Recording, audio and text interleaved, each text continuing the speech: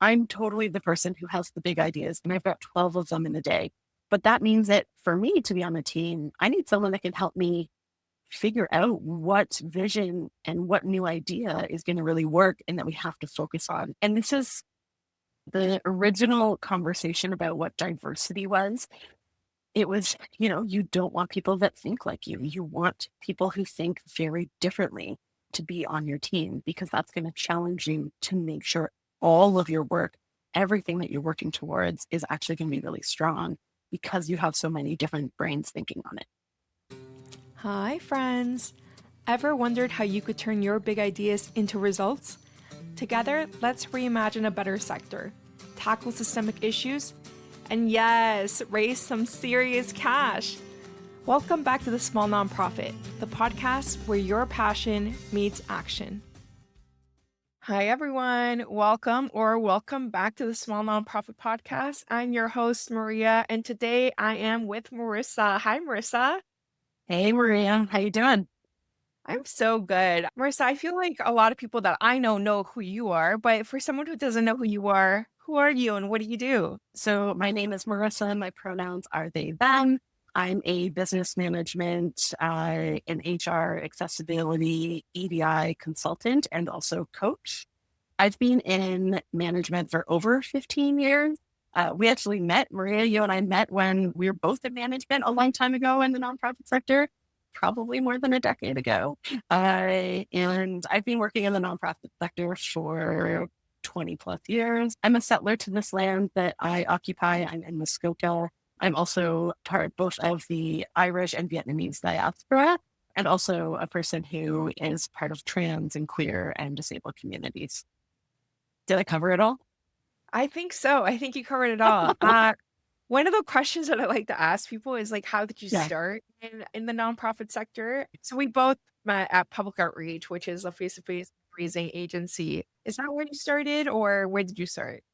Yeah, I did. I did 3 years of face-to-face fundraising in a ton of different formats, and then moved into like administration roles supporting their recruiting teams. And then I built their larger centralized national and international recruiting teams. And that's how I worked my way into the HR world. Business management came along closely with that. I had lots of years to hone that. I've also worked with organizations, like I was at Doctors Without Borders for a couple of years and have been supporting lots of like grassroots to larger sized organizations in my consultancy. So folks like Migrant Worker Alliance for Change, World Animal Protection, all sorts of organizations in the nonprofit sector, most of which are based in Ontario or across Canada. That was my career path. That would be a really interesting topic to get into simply because we see that as a trend, especially as fundraisers of these people don't know what I do. They don't know how to manage me. They don't know how to even talk to me. So I wonder, like, are those things that you're also seeing? Are there nonprofits that are, managing people better? What does that look like from your perspective? Maria, you hit the nail on the head. One of the most common things that I hear from my clients is, I was promoted into this role because I was really good at what I was doing, but I've never been a manager before, and I don't know how to be a manager. What we're seeing across the sector is that we have so many managers in managerial roles, and they've never done that before, nor do they have the training, So things like understanding what your role is as a manager, how to manage performance and not make it scary. I think that that's one of the biggest things that I hear is my staff are underperforming and I don't know how to talk to them about it. Having harder conversations, holding folks accountable. A lot of my clients talk to me about how they can be managers in management positions with the values that they have. A lot of folks are really coming to terms with this like anti-capitalist approach and realizing that we are still perpetuating capitalism. I feel like the generational part also comes into play because for me, like I've been honing my management skills, people management skills for a long time now. And I feel like I've gotten really good at like building psychological safety and, making sure that everyone knows each other's work plans. Like it's not just, a one management to employee kind of relationship where only I know what your work plan is, but like, all of our work plans, the kind of feedback that I'm getting as a manager, and I welcome you give me that feedback. But I feel like a lot of people find being vulnerable very difficult. And then also that performance piece that you mentioned, very, very difficult. Usually the staff person hasn't had a performance review or it's kind of biased, taking that manager's perspective. So it's just a very interesting topic to me. Yeah, even when folks do get a performance management review, I'm hearing lots of stories of managers being like, I don't know how to give them the hard information. How do I give this feedback that, that I'm receiving from their coworkers, but I don't know how to give it to them? And those are, I mean, my biggest tip to that is talk about performance on a regular basis. Never have a check-in without talking about performance. The more we can normalize these conversations, the easier they become. And it also means that we don't ever get to the place where we have to do a performance improvement plan where we're going in the direction of like punishment and dismissal. If we can talk about performance management on a weekly or biweekly basis, we can identify when someone's not hitting their goals and help them get back on track. It is the best way to align your staff with your values and to get your stuff. I think those weekly check-ins, or like even if it's every 2 weeks, are huge.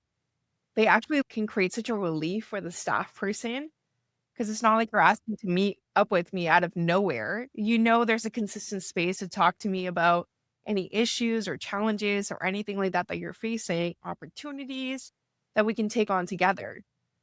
Absolutely. Yeah. And, I'm autistic.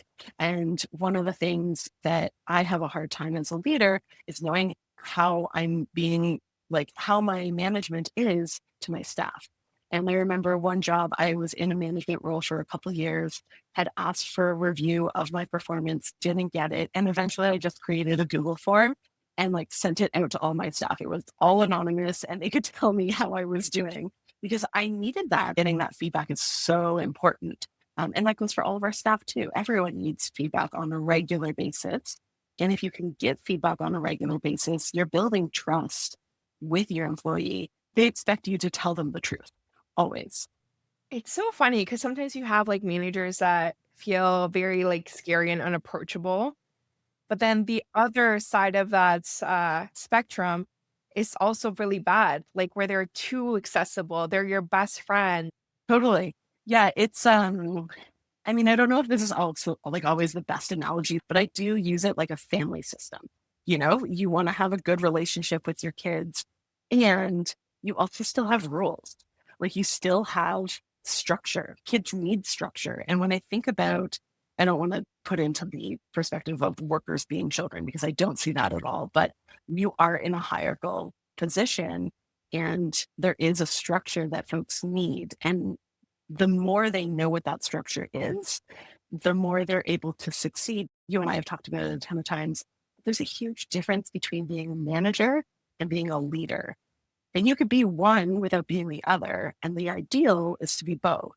Like a manager is someone who follows the rules, knows the goals. They follow all the policies, all the structure, et cetera, et cetera, et cetera. And they're going to hold you accountable to those goals. A leader is someone who's going to be invested in you. And so it's someone who, maybe a rule or a goal that they have doesn't make sense for you that week. So they make that change. They make sure that you are actually getting what you need in a customized way. And when we do that and also hold the accountability of the management side, we get a great combination. And that's one of the hardest things to really find in management right now. I'd love if you could share your top like 2 to 3 tips for leaders listening to this. Great question. I think when you're working with staff, you goals and deadlines to hit those goals, and you want to be checking in along the way. So, you're checking in on maybe it's a project that's due at the end of the month. You're a week into that project. You check in with your staff and say, how's this coming? Give me an update. How far off are you? Oh, you're off. Let's figure out how we can get you back on track. Let's figure out if some of this work needs to change. So I think having those regular check-ins and talking about their actual work and the goals to getting there is really, really helpful. And check-in times are just like the perfect time to have deeper connections with your staff. So I think that that's one of those things. And I think the accountability piece is just something that I hear so many folks, they don't know how to hold their staff accountable. So if someone misses a deadline, what do? Sure, you can say, hey, you missed a deadline. Can you get it to me today? Sure, that's one thing. But really, the conversation that you want to be having is, hey, you missed the deadline. What happened? Okay. When do you think you can have this completed? And then you assess, does that make sense for you and your team? Great. And then saying what do you need from me to make sure that this happens? How can I support you in doing this? Your employees pick their plan. This is where like the consent-based management style come in. They're picking how they're doing their work. You hear that as the plan, and then you hold them accountable. So if they miss that deadline again, say, hey, this is a deadline that you told me you could do. What's going on? Why are you missing it? Let's figure out how we can fix that. Clearly, we're not getting it right now. Not punishable, you're not going to get reprimanded for it. It's just going to be real talk where you're talking about what is literally happening for you. Where are the blocks? How can we work together to get past those? I think that's like the biggest thing that we need to see from managers is having those real conversations and holding your staff accountable. I think it's important to know what the individual wants and how they receive recognition. I think about this regularly about the love languages. And yes, the love languages are complicated and they're very white and, there's a lot of stuff with them. But I think there's like the love languages that you can apply to work as well. For myself, when I am doing really good at work, I want someone to say, hey, you killed that. That was awesome. I want that verbal affirmation. If they give me like a $50 gift card, that doesn't really mean anything to me. I want to know that they genuinely believe that I would want the shout out to the whole team, So sending something into like the full organization's channel and be like, hey, Maria did this week and she like killed it. So people are really energized by that. And so getting to know each individual and how they want to be celebrated is important. And it's an easy question to ask. Literally just say, hey, how can I celebrate you? Are you okay if I post something up on like the entire organization's channel and giving you a shout out? Is me telling you that you're killing it enough? Like, I think that's a piece missing. Having annual raises, very important. There's nothing that's going to replace having financial recognition because we are in our capitalist society and we are needing money to survive. So there's nothing that can take over that. But knowing what each individual responds best to and how they like to be celebrated is a piece that I just think a lot of managers are missing. Thanks for mentioning the love languages. I've always based my leadership on that because I feel like it just fits in a lot of different ways. I learned the most I could ever learn about performance management at Public Outreach. Big shout out to them. And yeah, it's interesting. So I think as a manager, it's important to know how each individual on your team works, really getting to know each individual person and who is the person that comes up with the big ideas. I'm totally the person who has the big ideas, and I've got 12 of them in a day. But that means that for me to be on the team, I need someone that can help me figure out what vision and what new idea is going to really work and that we have to focus on implementing. And who are your problem solvers? Who are the people who are going to say, hey, here's a few problems that I see coming. Let's fix this. And this is the original conversation about what diversity was.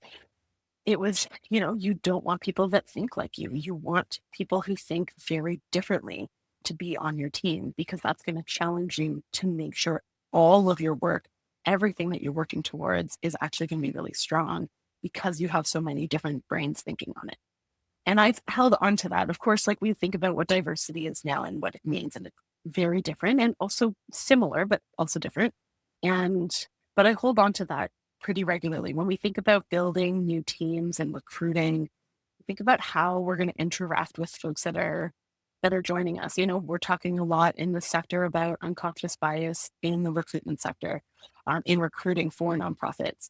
And it's important that we work through those because the people that we don't have bias for might actually be exactly what we're looking for.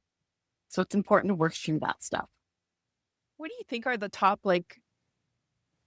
2 to 3 skills that someone needs to be a successful leader? Oh, that's such a only two or three. I think the first thing that popped into my mind is like being humble. You have to be able to recognize when you're wrong and be curious when you think that you're right and someone disagrees with you. And yeah, maybe those are two different things, but I think being humble, being curious for sure, and unpacking what it means to be in a power position. What does it mean to be in a position, whether it's implied power or actual power? I talk to a lot of managers who are like, I don't have the ability to fire someone, but you are a manager, and that's implied that you have power, right? You might not have a lot of decision making power, but you probably have some level of influence, and that exists. And so recognizing the power that you do have, sitting with your social power as well, your identities, who you're working with, and how your social and your workplace power is going to impact them. And I mean, I think I've already done two, but for three, let's keep going because I love this question. Vulnerability is the other thing.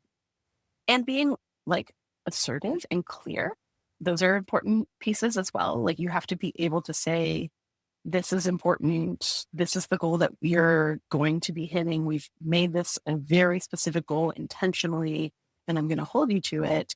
But also, if you made a mistake on the goal or you miscommunicated it, you have to be vulnerable enough to say, hey, I messed up. I'm going to do better for you next time. I'm sorry that I messed up. Here's how I messed up. I'm going to fix it. Sorry about that. So I think those are the things that I would look for in a manager. I think seeing that accountability piece out loud too, because everyone sees when a staff person makes a mistake. So when a manager does, like sometimes it gets, spoken about in a one-on-one chat and it's very kind of secretive. But when you bring it out to the table, you're kind of leveling the playing field with your staff. Totally. Absolutely. And it shows that you're a human being still. We have to be able to see each other as human beings and treat each other like human beings. We know that there's a lot of conflict in workplaces. A lot of people have workplace trauma. And I think a lot of that is because we don't know how to treat each other like human beings, how to care for one another, and how to see that we all can make mistakes and come back from them with care and accountability. I'm just thinking back to like all the things that I say, like when I run teams, like my job is to make your job easier. That's one. And then my other one is like my role in the team isn't like above you. It's just to make decisions based on like all the information that we have collectively. Let's make the best decision together. I just have to bear the brunt of whatever happens. Totally. This is it, right? I say this a lot in management where if my employees, my team is doing great, I will give them so many shout outs. All the external stakeholders are going to know all the individuals on my team that are doing so good. And as soon as something happens and my team is underperforming, I'm going to take that. That is sure, I will manage my team and we will bounce back from that, but it is on me for not hitting those goals because I'm the leader of the team. So I will take it and I will always like defend and keep my team safe and then go back to them and say, hey, we messed up. How are we going to fix this? Oh, that triggered a question in me. Okay, so how do you assess if your management style is working? It doesn't have to be yours, but maybe it's like a colleague, like whether you're the ED or a director, like what are the signs external to your own brain that tell you it's working or not working? I would say there's a few things. Like I go through management with like people first management strategies. So the indicators for me immediately is how vulnerable can folks be to be with me? Can they tell me what's really happening? Can they tell me that they're not going to hit a deadline and that be okay? And we'll figure it out. And if they can't and they miss those deadlines and they can't talk to me about it, I'm not doing a good job of being there for them. So I think that that's one of the biggest indicators for me, at least in the strategies that I apply to management. The other indicators would be performance management. So if you're an ED, are we hitting our fundraising goals? Are we hitting our program goals? all of those things are going to be the indicators on if you're doing well from a performance level. I would also say turnover. How's your turnover? Like, it's, yeah. And I not enough people look at turnover. Yes, I see you being like, yeah. And I think that we should always be tracking who is leaving the organization, how long they stayed, what level did they leave at, what level did they start at, and also what are their identities. Like we need to look at what is happening in an organization. We saw an influx of organizations being like, we're going to hire more Black staff in 2020. And then what did we see in 2022? A lot of Black staff leaving, being fired, because these organizations were not actually safe tokenizing their staff. And so we saw massive turnover, either from terminations or from organizations need to know that. They need to know that they are not a safe place. And that's why they're seeing this mass exit from certain demographics. And I think that is a really clear indicator on what the management is doing and how they're managing and how they're running their teams. Oh, I always love talking to you. Okay. Is there anything that you think you want to leave the audience with today? Any last words? Yeah, maybe like people first management means that we take care of our staff first and then they take care of the organization, not the organization exists and the staff have to work for us. It's always like the staff first, we care for them. The other piece that I talk about that is not talked about ever is consent-based management strategies. And this is like the thing I want to leave with. Consent-based management strategies is what that means is the staff get to have choice and autonomy on how they maneuver through their organization. For example, if someone is having a conflict at work and they bring it to you, before you escalate it, you say to them, are you okay if I escalate this?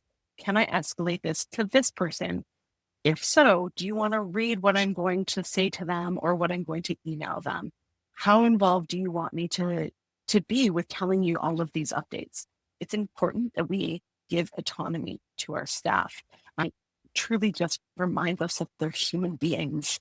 And then that leaps back to the people first management. I just encourage everyone in management to explore those two strategies, consent, people first management strategies, because if you've got some values, you're probably going to find your best strengths in those types.